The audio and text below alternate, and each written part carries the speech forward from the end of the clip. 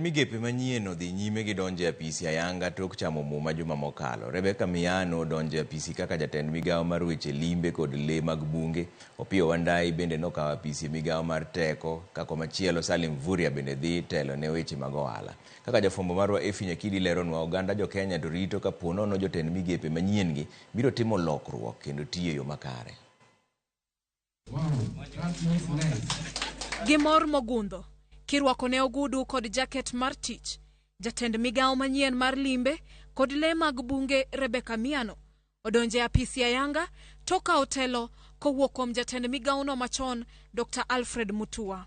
Koloso, Miano wacho ni obiro keto kenge makare mar neno ni obero chenro mag limbe e pachoka kod neno ni lee mag bunge orit makare. Moko kuom okenge gi oting'o tiyo makare gi jokanyo e sekta no mar limbe, tiyo gi yor lony mar mbui mar yudo nonro mar kit jolimbe mawuok pinje maoko kod mapachoka, kaachiel gi keto chike makare matayo bunge mag lee. I will seek ways of entrenching a domestic tourism culture as we disabuse the notion that tourism is only for visitors from without the country. I will encourage the use of modern information technology to rally the travel industry to not only show up tourist numbers but also create a memorable experience. Komachielo, mane en jaod bura ma Ugunja kendo jatend kweth manok e od bura Opiyo Wandayi bende okawo apisi kaka jatend migawo mar teko. Wandayi osingo mar keto e lai chenro mag migawo mar teko kendo twak gi oganda jo Kenya e wi ywak magisebedogo. As a ministry, we practice transparency and openness, and that we open ourselves to scrutiny by the public and by Parliament through and through, that the public should be able to understand what it is that we are doing at every other time. We proactively communicate what we are doing or what we intend to do to the public. In other words, we create an environment where we engage freely with the public, who are our customers. Owacho ni migawo mar teko orwako tiyo kanyakla mar piny owacho mar chwalo nyime chenro mag dongruok pachoka. Whatever it is that is being done in the Petroleum State Department, whoever is in the energy sector knows or is able to articulate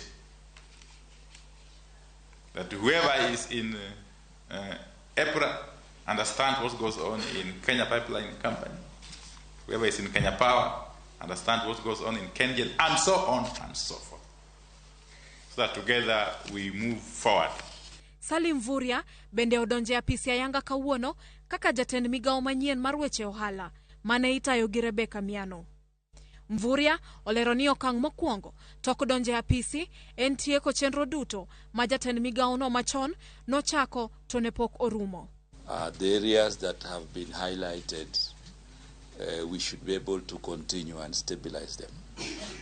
All the achievements that have been outlined here will be my first priority to keep them, and then now move on to make sure that now we capture new grounds. Omedo ni obiro twak gi jokanyo mopogore e sekta mar ohala moloyo to jolos mwandu kod jogo manigi kembe mag ji giwegi kaka achiel kuom yore mag bero chenro mag ohala. There's a slight decrease in manufacturing, and that point out some of the issues that we need to deal with, and I will be providing leadership in making sure that we are able to accelerate manufacturing. I think the cost of power, and many other issues have been raised. Magi duto timore mana dwe achiel tok jatend piny William Ruto weyo kuku ma jotend migepe kaka achiel kuom dwach rowere mag Gen Z.